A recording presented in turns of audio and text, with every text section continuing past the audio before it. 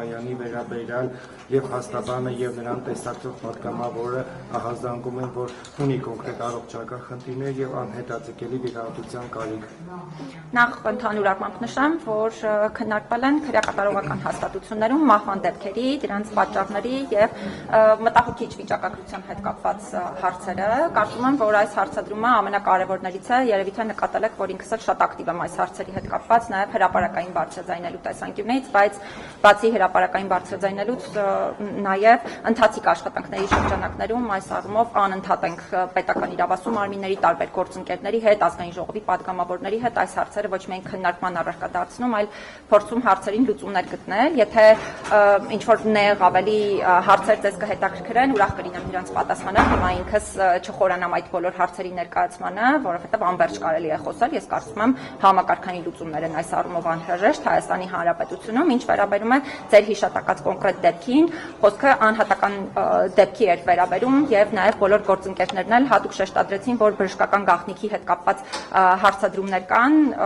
եւ բնականաբար հիմա որևէ մեկս չի կարող բարձրաձայն այս պահի դրությամբ դրա վերաբերյալ խոսել, բայց մենք էլ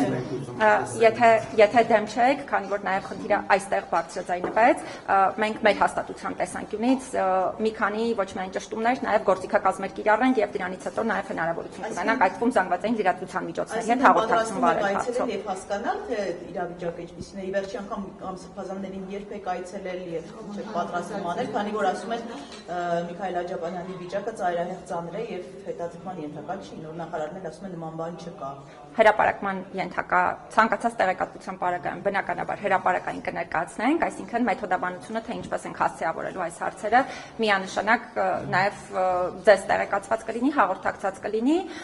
Ինչ վերաբերում է այցելություններին, այո, ես ինքս էլ եմ այցելել, աշխատակազմն է մի քանի անգամ այցելություններ իրականացրել, միայն այցելով չի իհարկե, որ այս հարցերը հասցեավորվում են։ Այո, իհարկե, այո։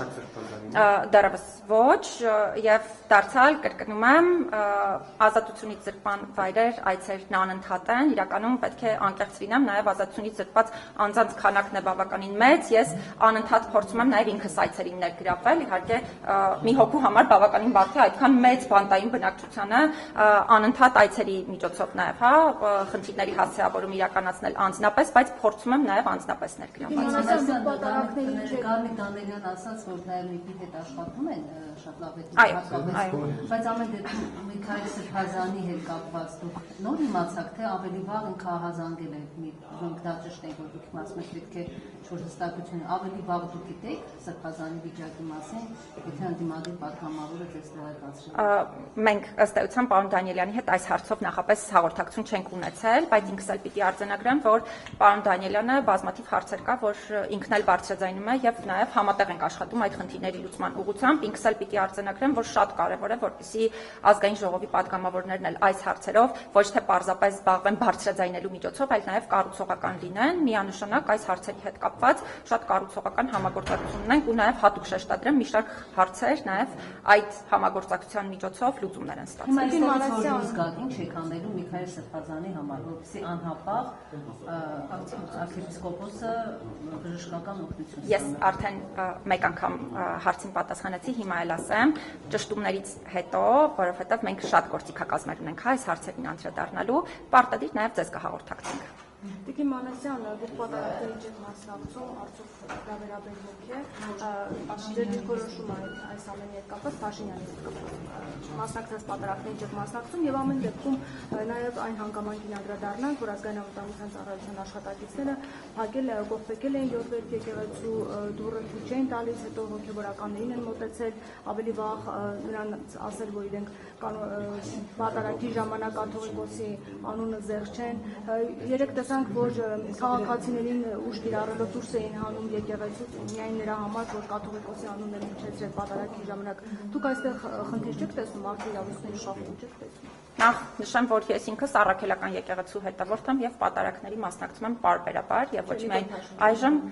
միայն այժմ, այլ դա եղել է այդպես, թե իմ մանկության տարիներին, թե հետագայում, այդ թվում այժմ։ Ինչ վերաբերում է Ես կարծում եմ, որ մարդու իրավունքների պաշտպանի առաքելությունը շատ ակնհայտ պետք է լինի յուրաքանչյուր անձի համար նախ։ Նաև նկատել եք, որ ես ինքս երբեք իմ կրոնական համոզմունքները շատ այսպես ակնհայտ ցույց չեմ տալիս ինչու, որովհետև ցանկացած կրոնական կազմակերպության ներկայացուցիչ, ոչ միայն այն կրոնական կազմակերպության հետևորդները եւ ներկայացուցիչները, որ կազմակերպության հետևորդ եմ ես, մասնավորապես առաքելական եկեղեցու, այլ ցանկացած կրոնական կազմակերպության ներկայացուցիչ պետք է իմանա, որ կարող է պաշտպանություն ստանալ մեր հաստատության կողմից եւ երբեք չի ունենա կողմնակալ մոտեցում, հա, թե իմ թե հաստատության կողմից։ Ես կարծում եմ, որ այդ առումով մենք կարողանում ենք աշխատել բոլոր կրոնական կազմակերպությունների հետ, նաև էթնիկ փոքրամասնությունների հետ, որոնք եւս ունեն այլ կրոնական համոզմունքներ, նաև աթեիստների հետ, այդ թվում իրենց իրավունքները պաշտպանելիս, հետեւաբար ի ցույց երբևէ չեմ դնում կրոնական կազմակերպությունների առումով ունեմ իմ վստահությունը եւ այդ առումով նաև հրապարակային եմ խոսել, կրոնական կազմակերպությունները պետք է ինքնաբար լինեն եւ ինքնաբարությունը պետք է երաշխավորված լինի, կրոնական կազմակերպությունները նաև չեն կարող քաղաքական գործընթացներին ուղղակիորեն մասնակցել, ինչ վերաբերում է Գյումրիում տեղի ունեցած դեպքերին, հիմա պարզապես հատուկ շեշտադրեմ, որ մենք պաշտոնական պարզաբանում ենք պահանջելու, որից հետո միայն ես ինքս կկարողանամ ձեր հարցերին պատասխանել։ Մեկը գրում է քաղաքացիներից, ասում է կաթողիկոսը Գարեգին Երջորդն է, նրան արագ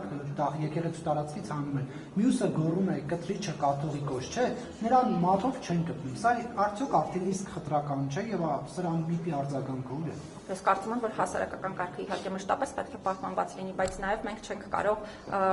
ունենալ երկակի չափանիշներ տարբեր անձանց, կազմակերպությունների, դերակատարների նկատմամբ։ Ես հիմա դեպքերը չեմ ուզում միայն այդ դեպքերի վրա կենտրոնանալ, որովհետև եթե մի իրավիճակը գնահատման արդյունքում նորից եմ կրկնում,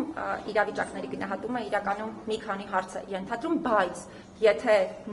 նույնանման իրավիճակում մեկի նկատմամբ այլ գործիք է կիրառվում, մյուսի նկատմամբ մեկ այլ գործիք, բնականաբար կարող է խոսք գնալ երկակի ստանդարտների մասին եւ մենք պետք է դրանից միանշանակ խուսափենք։ ՊՏՑ-ի հետ կխոսեք, ոստիկանության։ Ես չեմ խոսելու, ես պաշտոնական գրագրություն եմ վարելու, որպեսզի ունենամ պաշտոնական պարզաբանումներ հարցերի հետ կապված եւ բնականաբար դրանից հետո հնարավորություն կունենանք շատ ավելի մանրամասն հարցի առնցքով խոսելու։ Ստերություն Փաշինյանը խոստովանում է, որ աշխատում են քահանաների հետ, սա ինչպես է գնահատում։ Ամենքում մարդիկ է սովորական եւ ԱԱՑ-ն զբաղվում է հայհարի ամենասա սա մարդու իրավունքների Եվ թեկուզ անգամ խնդրանքի անվան տակ արդեն այդ ԱԱՑ-ը եւ վաղ բան իրաժեք կատիկին բան։ Սկսեմ նրանից, որ միանշանակ Հայաստանի Հանրապետությունում թե անվտանգության ծառայությունների, թե իրավապահ մարմինների աշխատանքի հետ կապված այդ թվում անհրաժեշտ է աշխատանքի մեթոդաբանություն, այո, փոփոխել, մշտապես խոսել եմ դրա մասին։ Ես տեղեկացված չեմ, հա, այդ կոնկրետ դեպքերին բացառապես հայտարարությունների մակարդակով կարող եմ կոնկրետ դեպքերի վերաբերյալ խոսել, բայց դարձյալ, եթե որևէ կոնկրետ իրավիճակում մարդու իրավունք է սահմանափակվում, որը չունի որևէ օբյեկտիվ հիմք եւ հիմնավորում, կարելի է խնդիրների վերաբերյալ խոսել իհարկե, բայց քանի որ նաեւ հարցադրումները բարձրացրեցիք, մենք նաեւ նախորդ շաբաթվանից սկսել էինք ընդհանուր վերլուծություն իրականացնել, հիմա էլ դարձյալ այդ տեղեկատվությունները ստանալու արդյունքում հնարավորություն կունենանք խոսել այս բոլոր հարցերի առնչությամբ։